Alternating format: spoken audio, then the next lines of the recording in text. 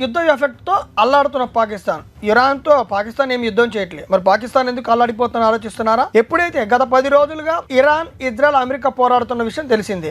అయితే ఈ ఎఫెక్ట్ పొరుగు దేశాలపై మొదటి వారంలో పెద్దగా కనపడకపోయినా రెండో వారం వచ్చేసరికి ఈ ఎఫెక్ట్ మొత్తం పొరుగు దేశాలపై పడుతూ వస్తుంది. ఈ నేపథ్యంలోనే పాకిస్తాన్ మీద కూడా యుద్ధం ఎఫెక్ట్ తో అల్లాడుతుందంట. ఈ నేపథ్యంలో పాకిస్తాన్ చర్యలు సైతం చేపట్టిందంట. ఇంతకీ పాకిస్తాన్ ఏం చేస్తుందని ఆలోచిస్తున్నారా?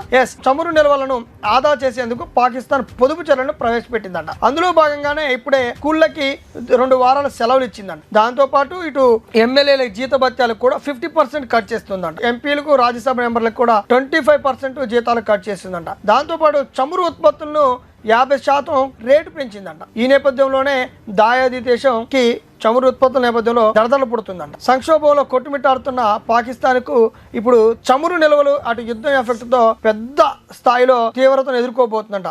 సరే చూద్దాం, ఇంకా ఇదే యుద్ధం కనుక రానున్న రోజుల్లో కొనసాగితే పాకిస్తాన్ ఆర్థిక సంక్షోభంలో ఏ విధంగా నెట్టుకొస్తుంది అనేది వేచి చూద్దాం.